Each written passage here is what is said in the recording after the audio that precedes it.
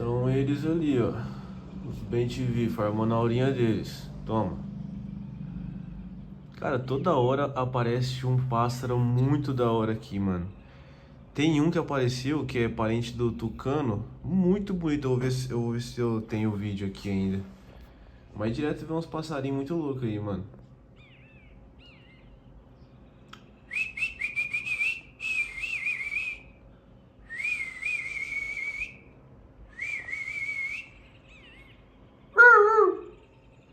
Com certeza eles estão reconhecendo, né?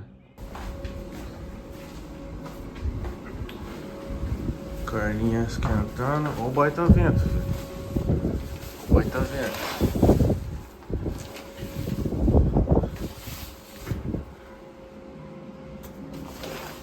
Quase levando a curtinha. Recentemente foi comprovado, né? Quanticamente que moléculas estão ligadas, né? Mesmo que separadas por uma grande distância, o que não seria a lógica, mas foi comprovado que elas estão ligadas, né? Como se comprovando o fato de quem fala que a gente é um grande todo, né? E que se você parar pra pensar, você acaba chegando nessa conclusão também.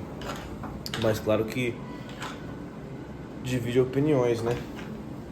Mas enfim, a gente é parte de um todo. E aí é que nem aquela teoria, né? Que o mundo não tem começo nem fim pra gente que vive nele. Não existe lado... Não que vive nele.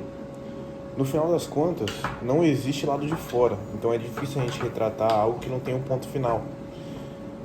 Tudo não exatamente tem um começo ou um fim. Tipo assim, uma maçã numa mesa, numa cozinha. A gente, obviamente, aprendeu a destacar alimento, predador, por questão de sobrevivência, né, na savana e tudo mais. Então isso foi meio que automático, a gente aprendeu a destacar isso.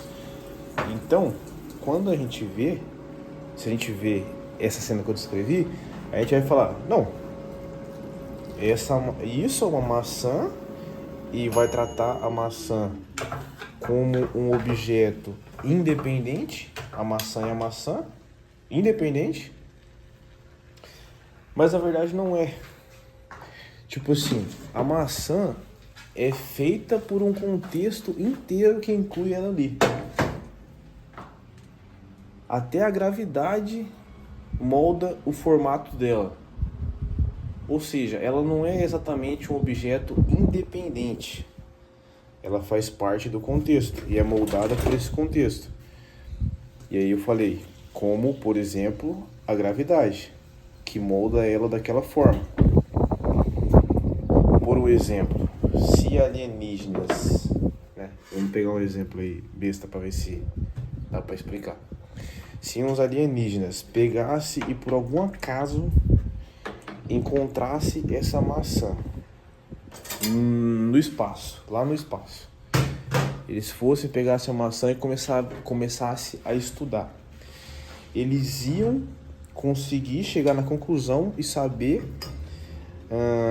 a massa do planeta, a força de gravidade, a pressão da atmosfera, ou seja, eles iam conseguir ter boa dimensão da atmosfera que a gente vive, só calculando, fazendo cálculos através dessa maçã. Entende? Então a maçã não necessariamente é independente. Tipo assim, ela não tem um começo e um fim. É um estado do mundo agindo. O mundo é tipo um estado contínuo. Como se fosse um evento só. Exato.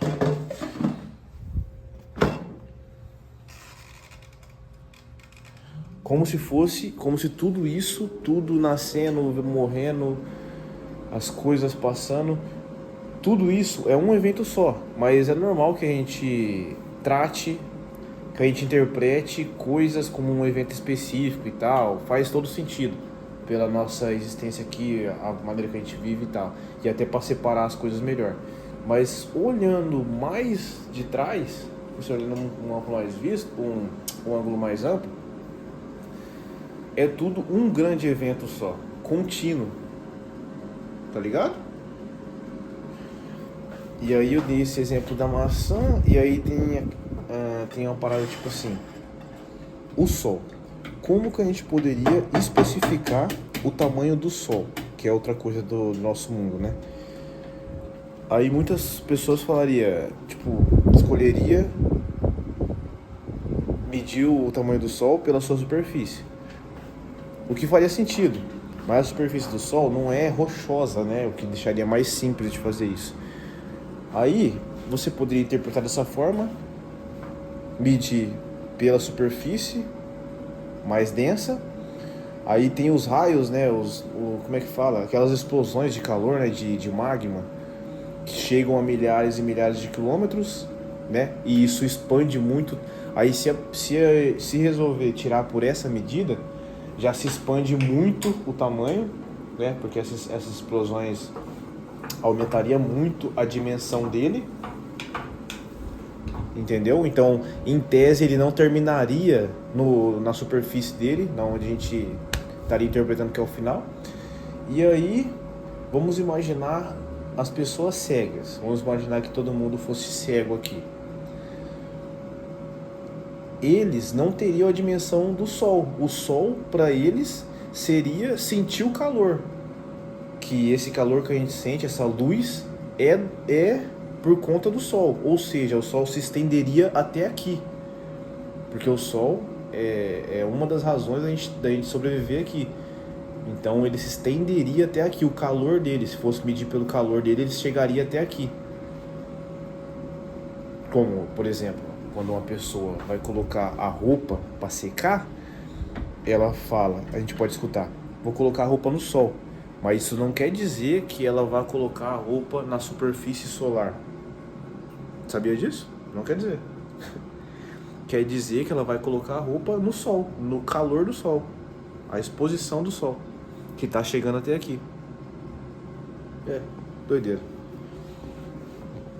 Deixa eu terminar de fazer meu almocinho, que já vou voltar a trampar, né? Aula de natação, dá um tibum aí, ó. Tudo fechado já. E agora é só ir dar um tibum, rapaziada. Natação tá sendo melhor do que eu imaginava, superando as expectativas. Tá legal? Tava vendo uma teoria da conspiração ali, né? Pra me motivar. Tô zoando, não tem nada a ver, né? Mas parei de assistir pra ir pegar minha nataçãozinha. Aprender a nadar, né, rapaziada? Nunca sabe quando vai ser jogado no meio do mar, né?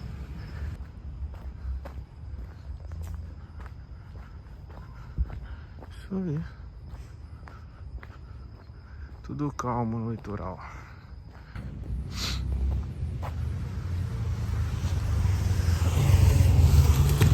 Essa conspiração que eu tava vendo aí é sobre aquele humanoide, né, que foi feito. Que tá sendo feito, que tem uma imagem bizarra. E aí já tava criando as teorias já, né? Pegando parte da Bíblia, que eu quase já não gosto disso, né?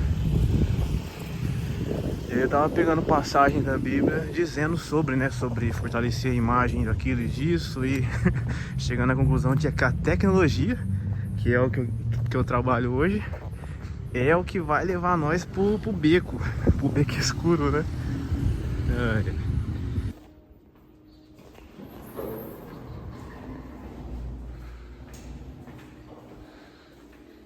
Meu amigo, não é brincadeira não. Olha aí, comparado numa porta, é isso aqui. É esse robô que está sendo construído. Não, pera, cadê a imagem que eu quero pegar? A mão dele é adaptada para colocar ferramentas também, né? Isso, ele não está segurando de fato isso, tá acoplado, né? Então ele pode usar algumas ferramentas como isso aqui. E se você não acha isso assustador, meu amigo, eu não sei o que você vai achar. Ele foi criado... É brincadeira, mano. Eu já nem gosto de uma teoria também, né? Mas ele está sendo criado pela empresa, que dá para pegar o nome aqui, mas enfim. A empresa tem o mesmo símbolo com esse chifrinho, tem o mesmo chifrinho no símbolo. E ele foi feito a princípio para ocasiões onde humanos não podem chegar para salvar outras vidas, né? Tipo incêndio, essas paradas, sabe? desabamento e tal, e ele foi feito para chegar nesse lugar e conseguir resgatar, né, as vidas sem colocar a vida de um resgatador em perigo. Olha isso, meu amigo. Ele tem esses olhos clarão.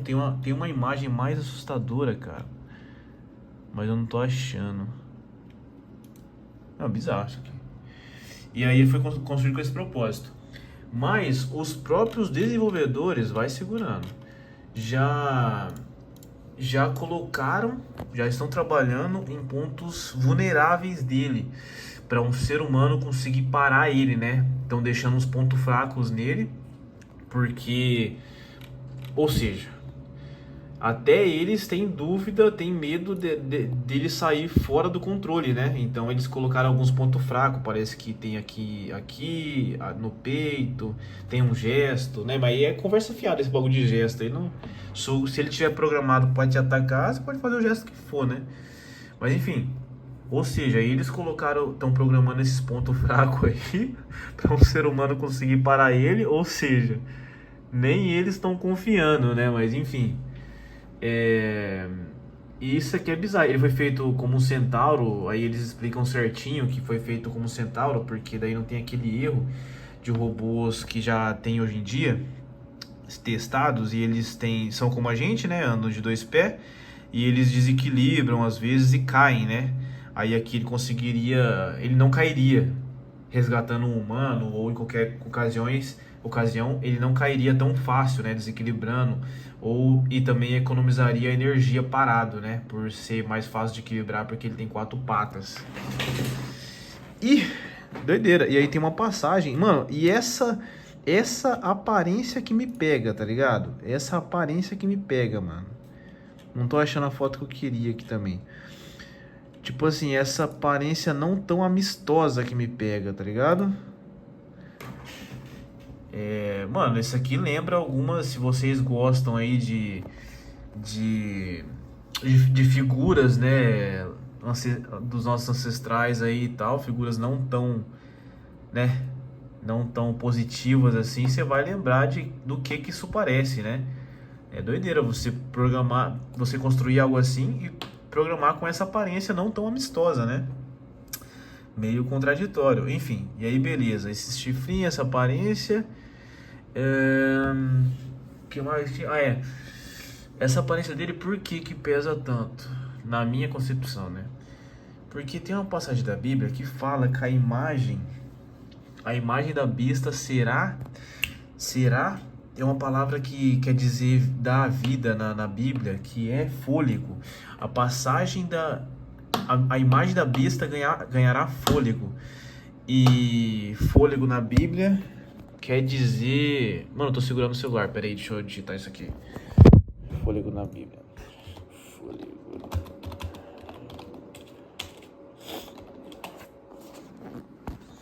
Ó, fôlego na Bíblia é um sopro de vida, é dar vida, né? Representa a essência da existência humana, quando a gente diz diretamente. Porque daí fala que Deus deu fôlego à vida humana, algo assim, né? Enfim, fôlego é com esse sentido, de dar vida.